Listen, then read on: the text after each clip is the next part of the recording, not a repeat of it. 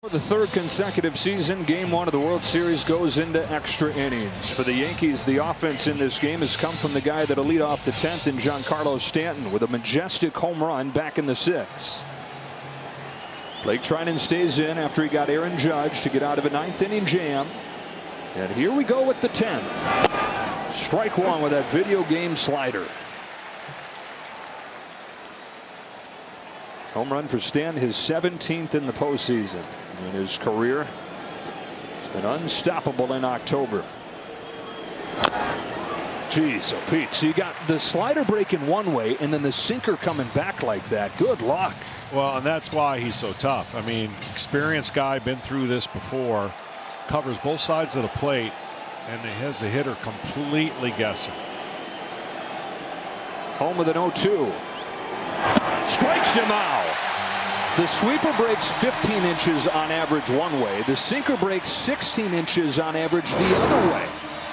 It's just a guy who knows how to manipulate the baseball, and certainly for the Dodgers, you know, they don't want this game to go much longer. Of course, they want to end it as quick as possible. This will be the last inning for Blake Treinen. One away, tie game, 10th inning. Jazz Chisholm's up. Takes ball one. Dodgers have the bottom of the order due up in the bottom of the 10th. Smith, Lux, and Edman. And if they can get the fourth guy up there, that's Ohtani. Chisholm in the 5 spot. 1 out of 4 today. And a 1-0 pitch. Pulls one through, and he's got his second hit. Betts hustles over to cut it off and hold him to a single. That may not look like much, but Betts cutting that ball off was huge. I mean, he got to that ball in a hurry and prevented a double. And here's the issue now for Blake Treinen, trying to hold a guy who can run, because getting on second base would be huge for the Yankees. Anthony Rizzo at the plate. Track him right away. 8 stolen bases in 9 tries against Treinen this year. Chisholm's got great speed. Yankees only have 5 steals in this postseason. Jazz has 2 of those. Rizzo, who's 1 for 4.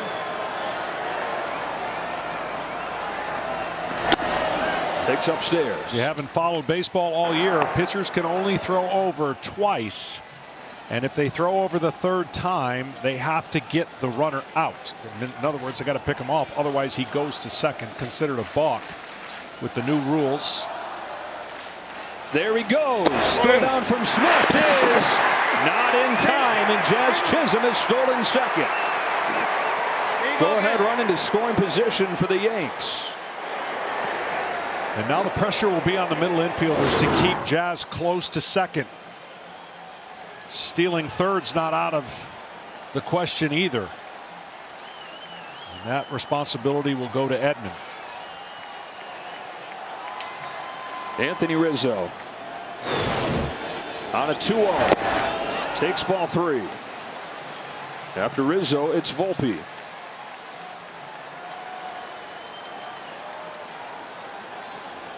Both these teams have had chances in this game. They're going to put Rizzo on intentionally here. And so first and second, looks like it's going to be Jake Cousins for the bottom of the 10th for the Yankees. Smith, Lux, and Edman do up. Mark Pryor for a visit here, Johnny. Yeah, it's a good visit.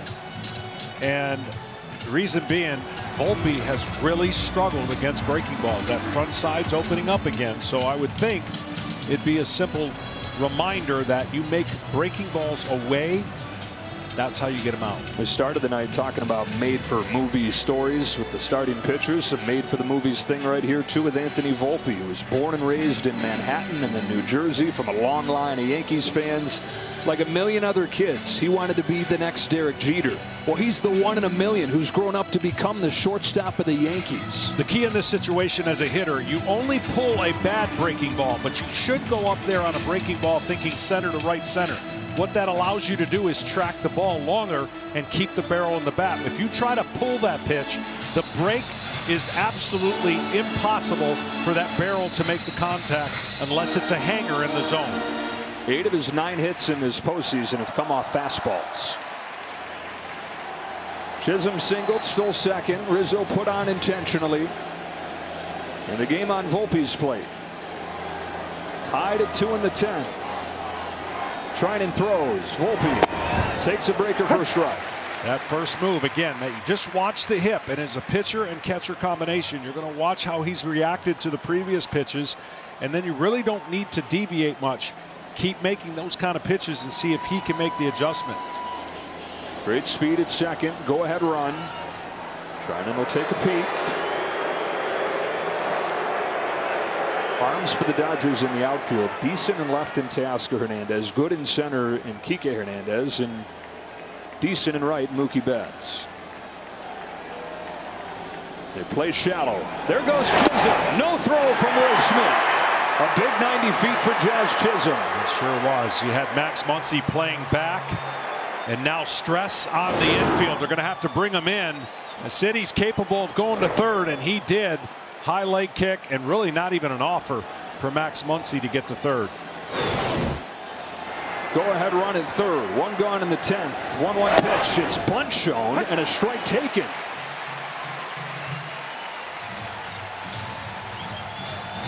So 1-2 on Volpe. You can still do it with 2 strikes. If you foul off a bunt, it's just a strikeout. But you can still recognize the pitch and still put this ball in play if he decides to square around for that safety squeeze. Indefensible if you put it down right. Infield in. 1-2 pitch. He was going to swing away. Took a breaking ball outside, and it's 2-2. I'm just telling you, the way he's reacting to the breaking ball, it wouldn't be a bad play. With 2 strikes, you can see the break better, and you can put the ball in play. But he almost went after that pitch, which was way out of the zone.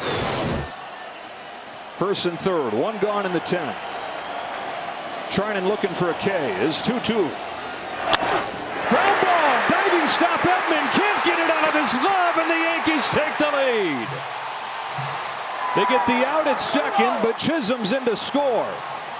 He singles. He steals second. He steals third. And he scores on a ball that doesn't leave the infield. 3-2 Yankees in the 10th. Went with the sinker, almost an incredible play. And right here, Edman says, my only chance is to turn 2, but he didn't come up with the ball clean enough. They went with the sinker after all the swings and misses on the breaking ball. And Volpe was ready. Anthony Volpe, the go-ahead RBI. Tommy Edman that close to making another spectacular play. And he's going to steal second. So he's there with a bonus run now here in the extra innings. He will steal second, or at least attempt to steal second in this at-bat. Well, the Yankees have shown off a little bit of everything tonight, haven't they? The monstrous home run from Stanley, and then here the speed on the bases, which is something they've lacked in recent years. But they get that from Chisholm, getting him at the deadline, and he's in to score as Volpe puts it in play. Again, going back to the stolen base to third. That was such a big play because now it put Dave Roberts' infield in. That would have been a routine ground ball double play, of course, if they were at least halfway or all the way back. Austin Wells, there goes Volpe for his pitch. It's still not in time. Yankees running wild. 3 steals in this 10th against Treinen. In the postseason, when the pressure is at the greatest, you can't shy away from doing something that the other team gives you. In this series, there are a lot of pitchers who cannot hold runners. You must take the extra base because that just adds to the narrative of pressure. And now a bloop or a single gets you an added run. From the catcher Wells, who's 1 for 4 today. 6 of his last 78 back to the regular season. On an 0-1. Takes high.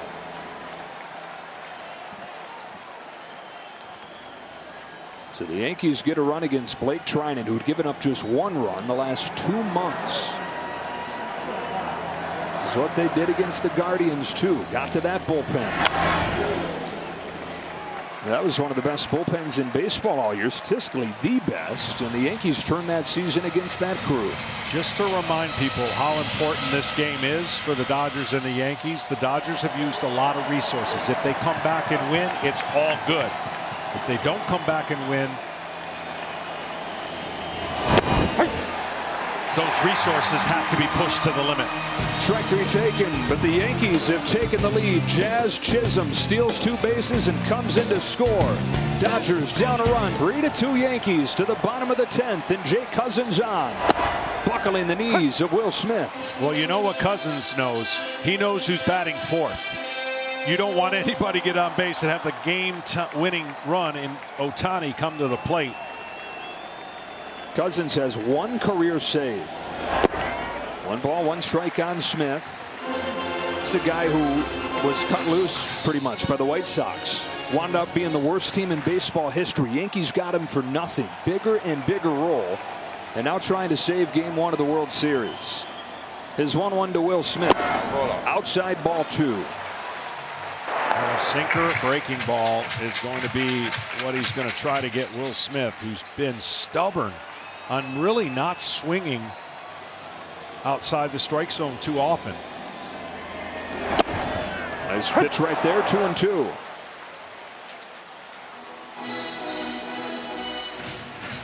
Smith 0 for 2 today. Sacrifice fly back in the 5th. So the Dodgers have gotten both their runs. Smith and Betts both sac flies. 2-2.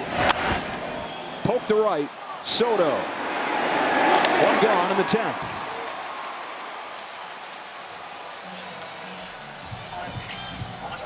Then up comes Gavin Lux. Lux is 0 for 3 today. Hasn't played a ton lately. He's been bothered by hip issues. In there every day in the division series, but only a handful of at-bats the last almost 2 weeks now. Well, the good news for Lux on that slider that nobody's been able to hit for Cousins, at least that ball's coming into you on a break that you might be able to see in the zone. Took the first one away. The league's only hitting 144 off that slider. That is a virtually unhittable pitch when he's got it locked in. The 1-0. Lux takes it inside ball 2. The Dodgers, as you said, desperate to get a man aboard to get Ohtani to the plate here. Edmonds on deck. Then it'd be Ohtani. Cousins home with a 2-0. Lux takes a backdoor strike. Got a pair of left-handers warming if it gets to Ohtani, both Hill and Nestor Cortez, who hasn't pitched in a month. The 2-1. Check swing. No swing. Ball 3. Has stayed with that pitch. He got a backdoor 2-0 to be a strike. He tried to get the swing there and held up.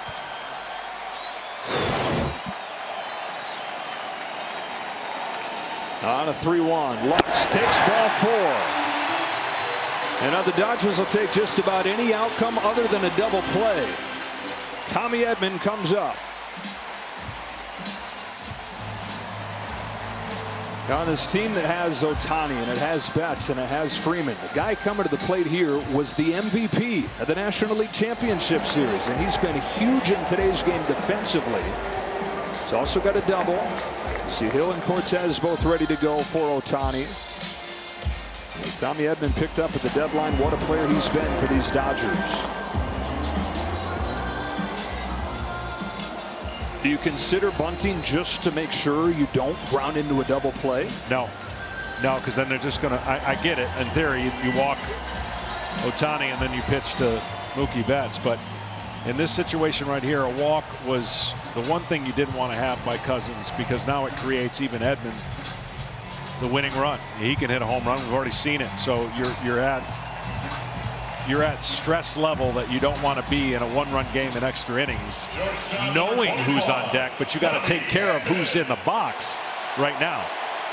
And as you were talking about with the Yankees in the top of this inning, always got to have your eyes on those base runners against relievers. Lux has good speed. First pitch. Wow, strike 1. Carlos Torres has been all over the place.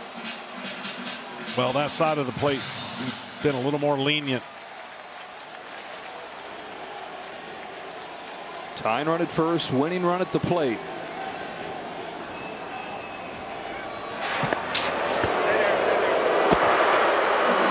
This game's had it all, man. If you're not involved in this game as a teammate, your stomach's in knots. You actually feel better when you're in the game, but when you're watching and there's nothing you can do, man, you're rooting for the best outcome, but it's a torture. On an 0-1. That is on the inside corner. So Edman is down 0-2. His Cousins gets a call on both sides. Well, now what that does is put a lot of stress on Edmonds on a breaking ball on either side of the plate, right? The best place to go right now is a down and in slider to force the action now that Edmonds seen both sides of the plate a strike call. So he really can do whatever he wants. You just don't want the breaking ball in the zone against Edman. Drop slow. 1 ball, 2 strikes. And again, the best stress would have been where that fastball was called. If you imagine starting a breaking ball on that plane, it would have put Edmonds in a total panic, thinking and trying to recognize if it's a strike or not. Jay Cousins to Tommy Edman with a 1-2 and a ground ball right side under Oswaldo Cabrera. Luck stumbles as he rounds second and gets back to the bag. A base hit for Tommy Edman. Tying run in scoring position. Winning run aboard. And a once in forever player coming up. Well, this breaking ball was in the zone too long.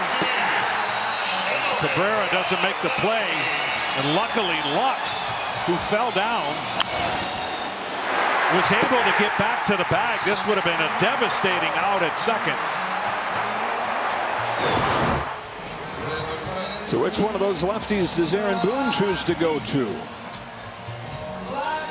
He's got Hill and Cortez both ready for Ohtani. Who will it be? Nestor Cortez, who's not pitched in a month. How about this for a soft landing? Go in there and face Shohei Ohtani with the World Series Game 1 on the line. What theater here in Los Angeles. Nestor Cortez last pitched on September 18th. They thought that his season was over, but he's rushed back from this elbow injury, knowing that there's risk with him returning, and he rushes back to face this man here, Shohei Ohtani, with a tying run at second, the winning run at first. Yeah, this is gutsy, and the guts that Aaron Boone is showing, because Nestor Cortez, a starter that is going to be in a role to get 2 of the biggest outs and not having any action for 37 days. Woo. You got a pinch runner at second, Chris Taylor. Arms in the outfield really good, especially Verdugo on left. So here we go. What an opportunity this is for Shohei Ohtani and for baseball fans all over the world. His first trip to the postseason, his first trip to the World Series, and in the 10th inning of Game 1, he's got a chance to be the hero. Well, unless he hits a bullet at an infielder, it's almost impossible to double him up. So you got 2 chances to tie the game or take the lead if you figure Mookie Betts is definitely getting up in this inning. First one from Cortez is lifted to left field. Verdugo runs over and makes the grab. Did he hold on? He did. Verdugo makes the grab. He goes out of play, so the runners will get 90 feet, but they get Ohtani on 1 pitch. This is an incredible catch, going full speed and making the catch, and then going out of play and throwing the ball from out of play. Alex Verdugo has made a couple plays. He had a diving catch to end the bottom of the 9th. And here he goes into the first row of seats to get Shohei Ohtani.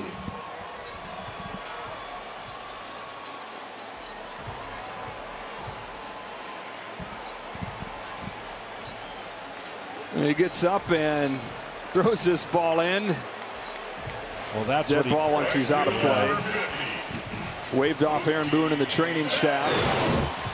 And somewhat fittingly here, you know, with all the talk about Shohei Ohtani, you now have Mookie Betts coming to the plate, and they may put him on and take their chances with Freddie Freeman. But again, all the talk about the superstar at the top of the order. These guys, these former MVPs themselves, a lot of chances funneled to them. And the bases will be loaded here for Freddie Freeman with the Dodgers down 3-2 and down to their last out in Game 1. Well, the good news here for Dodgers is Freddie Freeman doesn't necessarily have to do anything but get a single and jog to first. But beating something out in the ground will be limited because of his ankle.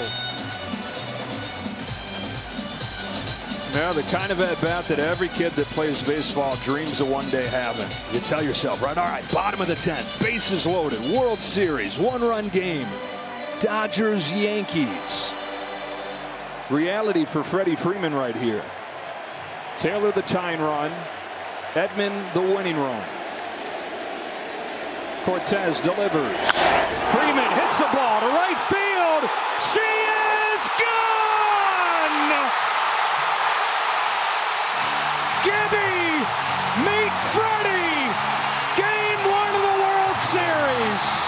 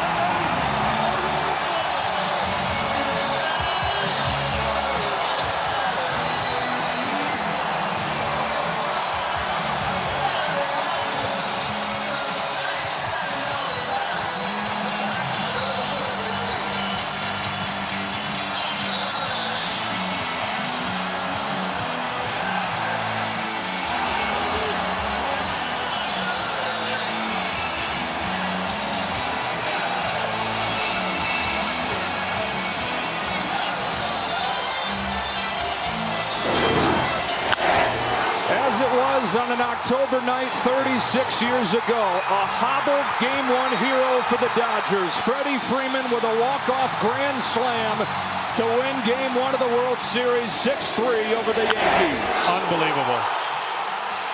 Went up there looking for a pitch. He got it. There's just no way to describe. I mean, there's just no way to describe it. Would you say you don't believe what you just saw? Yeah. They retire Ohtani. They walk Betts. And Freddie Freeman, who hadn't had an extra base hit in a month before today, legged out a triple in his first at-bat. And he ends this game jumping on the first pitch and launching a no-doubt grand slam that they'll talk about for ages.